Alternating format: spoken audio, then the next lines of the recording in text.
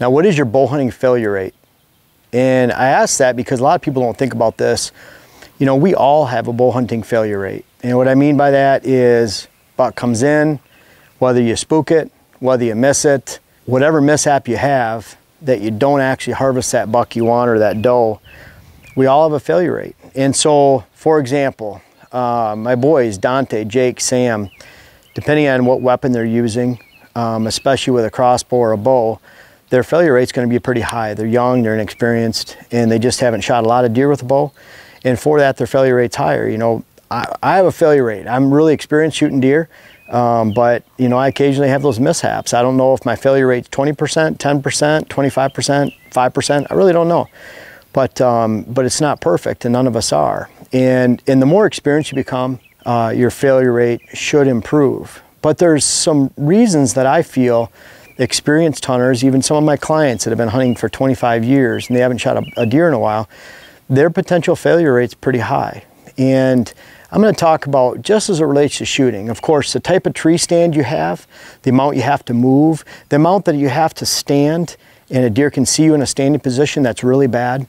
Your ability to move without any noise in the stand, to climb into the stand without any noise, to be able to move without making noise, all of those will help, especially an inexperienced hunter, improve their failure rate, because the equipment that they're using, stand location, clothing, whatever, will allow you to get that shot off and make a shot even with a low level of experience. Let's put it this way though, a great hunter could probably hunt with a plastic bag draped over their shoulders with that noise and shine and still shoot a big buck that's walking by, because they know when to move, how to move, and they've probably set their stand up accordingly so they can move quietly and get into position for the shot without having to spook that deer when it goes by, in the largest degree of shooting potential possibly around them. So those are all to do with equipment. But when it comes to shooting and practicing and bow hunting practice, I'm going to go through these.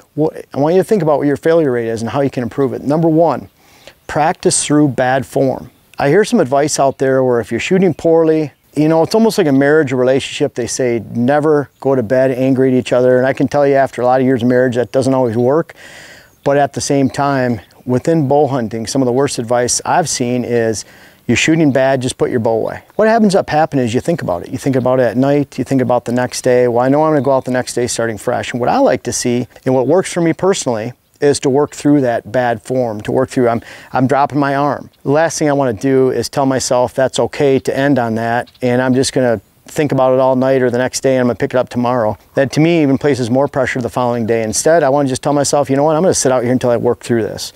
And of course, if it's your first shooting session for the year and you can't physically, or you're hurting yourself, that's one thing. This is assuming that you're in somewhat of decent archery shape. But I like to make sure that I correct that problem. And it's not only one shot or two or five, I wanna repeat it 15, 20 times. And then when I come back the next day, I've told myself, you know what, I can do this. It's all mental in archery a lot of times, but I can do it. I did it yesterday. I'm gonna do it when I start right now. And then you just build on that. And you build and you get rid of that negative form and negative energy that is in your shot. And that's what's worked for me over the years, going back into the 80s, when I shot competitive archery all the way back then, and really worked through those problems to become a better archer.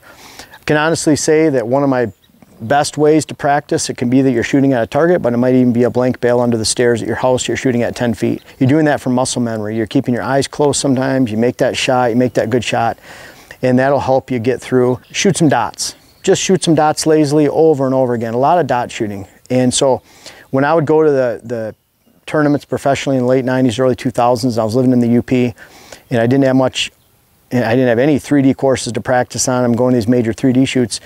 Where I did well was just shooting 60 yards over and over and over and again at my house, using a front end loader to clear that spot, and I just keep shooting dots over and over again. My fingers get numb. It's 10 degrees. I'd shoot 6 arrows, 8 arrows, 10, go back in the house, warming up, pull them, take a break for a second, and then I'd shoot them again. Just that repetitive practice. It'll help your failure rate. You know, what I find is that repetitive practice doesn't mean to me you shoot once a week all year long. That's more like muscle memory, you know, getting your muscles in tune and keeping. I'm looking at, like, I really want to build up. Let's say you didn't shoot all year, but you really started shooting hard in July.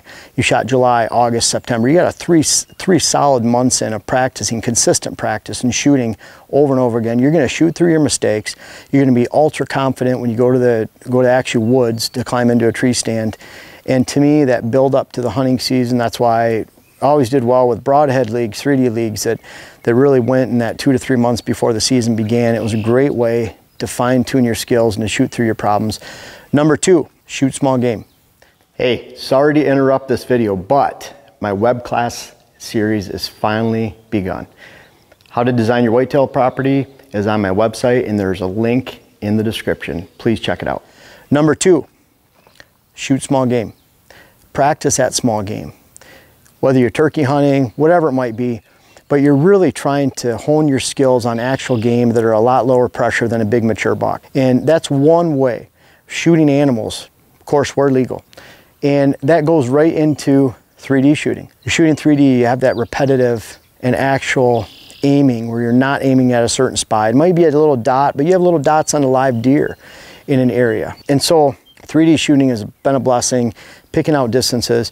And I actually like to use my rangefinder a lot and make sure that I'm looking at that's 30 yards, 32 yards, and I know where I'm hitting. It's more of a guesstimate, like you're going into the woods. I like taking that 3D shooting. That's that next step right before the season begins. And really awesome way to hone your skills, whether you're a beginner or not. But I believe firmly that if you're shooting correctly, you're shooting through your mistakes, your practice on small game. I loved to used to shoot carp. That was one of my favorite. I should say that even before small game, rabbits and grouse. I've shot grouse before too. But the carp are awesome during the summertime. Just sitting close up, and you really have to aim and practice a little bit, but it gets those jitters. Your big carp going by that's 40 inches long, you're taking a shot at. A lot of fun too. And then that blends into that 3D shooting. It's all working really well to take care of your mistakes and to improve your failure rate. And then finally, shooting deer. And that's a problem I see, that I'll go to a client and their expectations are so high. They're waiting for a 4-year-old buck. They've never even seen a 3-year-old buck. So they've been waiting 6 years to shoot a deer, and it's an unrealistic expectation. Set yourself with realistic expectations each year and enjoy shooting deer. Don't live by anybody else's standards. Have fun shooting a buck. Who cares if it's only a 2-year-old? If it was the top 20% of the bucks in your area, go out and shoot it. You might be forever waiting for a 3-year-old buck or a 4-year-old buck in a certain area. You might be forever waiting for a 5 or 6 if you put your standards too high. Shoot deer. Now, holding this buck up may seem out of order, and it is for the points we're making right here. Dylan reminded me at the end of the video, that buck, he's on the ground and we didn't use him. I wanted to talk about this because this represents one of my greatest failure rates, and brings me back to 1990. I shot this buck when I was 20 years old, and I shot him with a gun. It was pretty cool. The farmer told me, Fred Matthews is the name. I used to hunt off Argyle Road in the Thumb area in Michigan. And Fred was out in the field, and I talked to him, and he just said, hey, it was a night or 2 nights before the season started, and he said, do you wanna hunt on my land for gun season tomorrow? And I was like, kid in a candy store. I mean, I'd already hunted their bow. He allowed me to hunt for bow, but there's some gun hunters, and he's finally kicking them off. Leaving garbage around the woods, and I had to help pick things up and helped him in the field, handing a tool or something because I didn't know anything, and he let me hunt this buck. So on opening day, at that time, I shot him. The reason this is a failure rate, because I had missed him twice with a bow, coming in out of his bedding area in the evening and then coming back into it when he was chasing a doe in the same night. And I remember being so discouraged, but I was a really young bow hunter. And at that time, this was a giant buck, you know, in Michigan.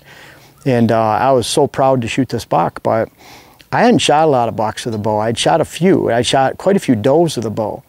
But again, going back to that failure rate, I wonder when I shot at this buck, did I have a 50% chance of failing, a 70%, a 20%? I really don't know, but it was probably high. And sure enough, I missed him twice in a row. So I would say the odds weren't on my side. You can even tell this is a friend at the time who was getting into taxidermy, did this for a very cheap price. And you can tell it was a very cheap price on the back side.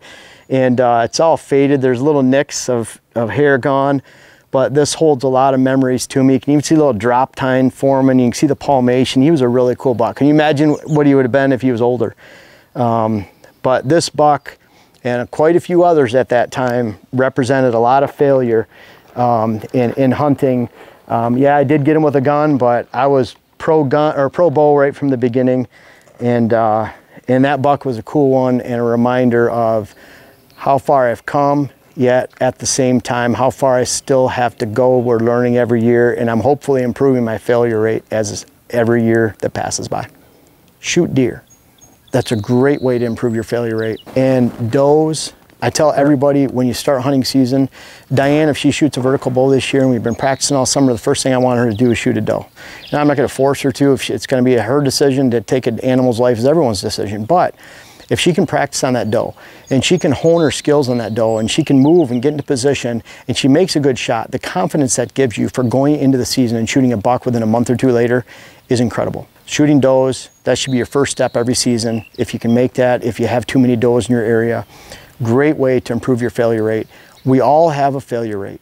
There's many ways that you can improve that failure rate, but if you're not shooting does every year, if you're not shooting deer in general, if you're not taking advantage of 3D courses and just some common, and that's a lot of fun. I can honestly say I've had some shots that were worth $1,500 to $2,000. I never got into the high pro ranks. I did win a semi-pro shoot, an ASA, open class shoots, but you know, the highest I ever placed in pro might have been 5th to 10th, right around in that range, and then a lot of low finishes there too. But I can honestly say some of those shoots were very, very stress related, where you're trying to make a great shot. You know there's money on the line, there's a lot of people watching, and so much less stress in the woods when a big deer comes by and you have a 10-inch pie plate area that you can hit and still kill them and get a great shot. You always want to shoot small, aim small, and you'll have a better group. But at the same time, whether it's shooting deer, does, 3D, shooting small game, maybe some carp, make sure you shoot through your problems with dots. You can improve your failure rate. And again, it's never going to be perfect, but going into the hunting season full of confidence and doing it right in the right order, you're going to improve it and have a great hunt and a great bow hunting hunt this fall.